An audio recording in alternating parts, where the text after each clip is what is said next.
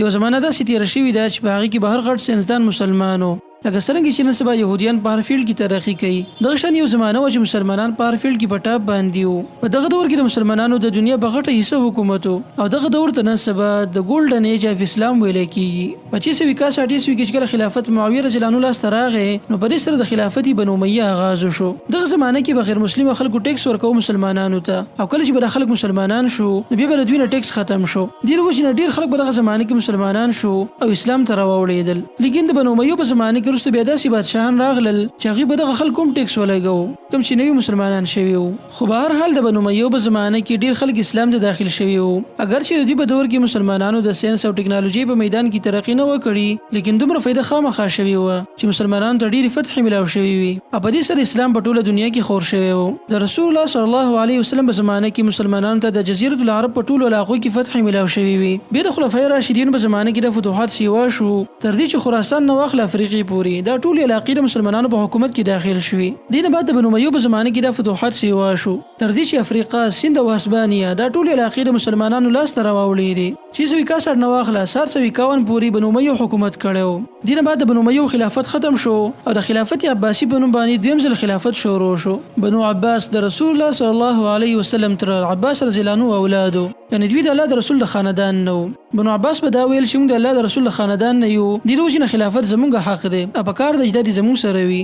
دې وجې نه بنو عباس ولو د بغاوت اراده وکړله د بنو امیه په خلاف، او د دې ارادې نه 20 کاله بعد د بنو امیه په خپل منځ کې اختلافات شروع شو. کله چې بنو عباس ته د دوی د اختلافاتو پته ولګېده، نو هغوی له دې موقع نه فایده واخیسته او د بنو امیه په خلاف یې ښکاره بغاوت وکړو. ټولو ناول په خراسان کې د ابو مسلم په نوم باندې یو کس بغاوت وکړو د بنو عباس په حمایت کې. بالاخره په 747 عیسوي کې ابو مسلم عرب او غیر عرب خلک راجمع کړل، فوج تیار کو او د خراسان په ډیرو علاقو قبضه وکړله. د بنو عباس اثر رسوخ ورو سیوا کېدو، تر دې چې د بنو امیه آخري خلیفہ مروان دوی قتل کو، او دې نه بعد ابو العباس السفاح په نوم باندې یو کس خلیفہ شو. ابو مسلم په خراسان باندې گورنر مقرر کو، او په دې سره د خلافت عباسی آغاز شو. د بنو عباسیو په لاس کې چې کله طاقت راغی، نو په دې سره اسلام ته هم ډیر طاقت میلاو شو. په 785 عیسوي کې ابو جعفر المنصور دویم عباسی خلیفہ مقرر کړی شو. المنصور د خلیفہ کېدو نه مخکې دمشق مسلمانانو دارالحکومت و، بیا دا رانقل شو کوفې ته، لیکن المنصور د ځان لپاره بغداد دارالحکومت مقرر کو. په 762 عیسوي کې المنصور د دې ښار جوړولو لپاره 1 لک مزدوران مقرر کړل. المنصور دا ښار ډیر په شاندار انداز کې جوړ کړی و، او د دې نقشه او ډیزاین هم ډیر ناشنا و. المنصور د دې ښار بنیاد په داسې مین ځای کې ښودی و چې په دغه وخت کې به هر قسم خلک او تاجران د دې علاقې په خوا تېرېدل.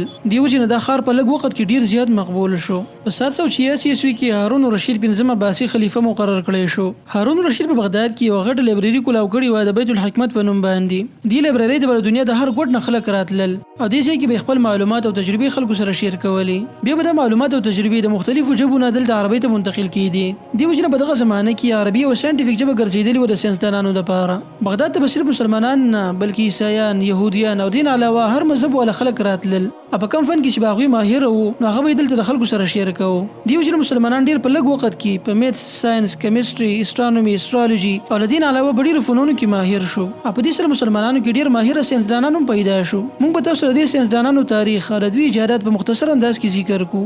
یو په دغه ساینسدانانو کې دی الخوارزمي، کوم د چې فادر اف الجبر ویل کېږي. دی په میتمیټیک کې ډېر ماهر وو، او د بیت الحکمت په نوم باندې کومه لایبرري وه د هغې مشر هم و. د الخوارزمي غټه کارنامه دا وه چې د په میتس باندې یو کتاب لیکلی دی، او دې کتاب د میتس په دنیا کې غټه تبدیلي راوستې ده. ابن الهیثم دا ډېر غټ اسټرانومر و، او د ده نه د لوناردو د ویشن په شان ساینسدانان ډېر متاثره وو، او ده ته فادر اف اپټکس هم ویلی کېږي. په دغه زمانه کې ابن الهیثم دا ویلي وو چې د انسان سترګه څنګه کار کوي. دې د وجې نه بیا وروسته کیمرا او مایکروسکوپ جوړ کړی شوي دي. تر دې چې د دنیا اولنۍ کیمرا ابن الهیثم ډېره زمانه مخکې ایجاد کړې وه. ابن سینا د غټ فلسفر او د فادر اف ارلی میډیسن هم ویل کېږي. ابن سینا یو کتاب لیکلی و، په دې کتاب کې د هر قسم بیماری وجوهات او هغې لپاره دوایي د هر څه په تفصیل سره لیکلي و. ابن سینا اولنی هغه کس دی چې د سیل بیان یې کړی دی. د دا ویلي چې د هرې بیمارۍ شروعات د وړوکي څیز نه کېږي، او دا دومره وړوکی څیز وي چې موږ یې په خپلو سترګو سره نشو لیدلی. د کمال خبره دا ده چې د دې خبرې پته انسانانو ته اوس ولګېده، حالانکه ابن سینا ډېر مخکې د دې بیان کړی دی. الزهراوي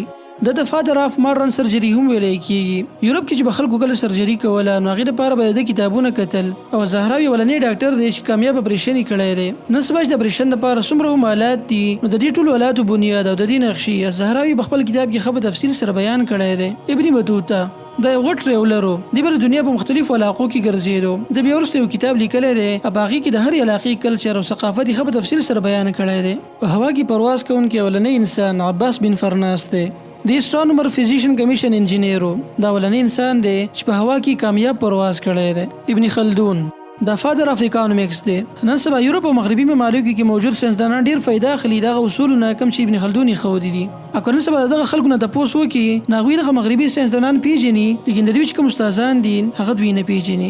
دین علاوه کده چې تحقیق شروع کی نو دا ساينسدانان یو نه ختمیدونکو یو غد لیست دی. هارون رشید د وفات نه بعد په خلافت عباسی کې کمزوري شروع شو لیکن بیا هم د مسلمانانو حالات دومره خراب نه وو. مسلمانان د غټ مصیبت سره مخامخ شو کله چې هلاکو خان په بغداد باندې حمله وکړه. دی خر کې بلکاو خلکو وجل. دلته په لایبرری کې موجود کتابونه سمندر ته غزار کړل او لایبرری ته ور واچو. په دې سره د مسلمانانو هغه ډیر کوششونه محنتونه کوم چې دوی د ساينس په میدان کې کړیو هغه لاړل د دجله او فرات سمندر ته غزار شو. لیکن د دې لایبرری نش کوم شاګردان فارغ شوي وو هغه یورپ ته لاړل. هغه د چیز دوه باغی باندې کار شروع کو. بل اخر نتیجه دا شو ملګرو چې مسلمانان د ساينس د میدان نشاته شو او دوی خپل کار یورپ والو ته حواله کو. مسلمانانو کې ضعف او هوان سیوا شو د دوی حالات ورو خرابېدل تر دې چې نن سبا کوم حالات د مسلمانانو هغه هر څه تاسو په خپل سترګو باندې نه. خلافت عباسی د ختمیدو نه بعد د سلطنت عثماني په نوم باندې دریم خلافت شروع شو. لیکن عثمانیانو ساينس او ټکنالوژي له دومره توجه ورنکړله تر دې چې کله په یورپ کې په اولنی ځل کتابونو چاپ کېدل شروع شو نو عثمانیانو په دې باندې پابندي ولګوله او دین علاوه په هغه چا باندې د کفر فتوا لګوله چې بل ساينس کتاب تدریس کوو یا مطالعه کوو. د دې هر څه نتیجه دا شو چې سلطنت عثمانیه یو مرد بیمار وګرځېدو د یورپ په مقابله کې. عثمانیانو 300 کال بعد خپل د فتوا بدل کړه او د دې هر څه اجازه دی ورکو خلکو ته. لیکن ملګرو دغه وخت کې د اجازه ورکولو څه فائدہ باقي پاتې نه و. د مسلمانانو په لاس کې د ساينس او ټکنالوژي چې کوم موقع و هغه دوی نه تللی و.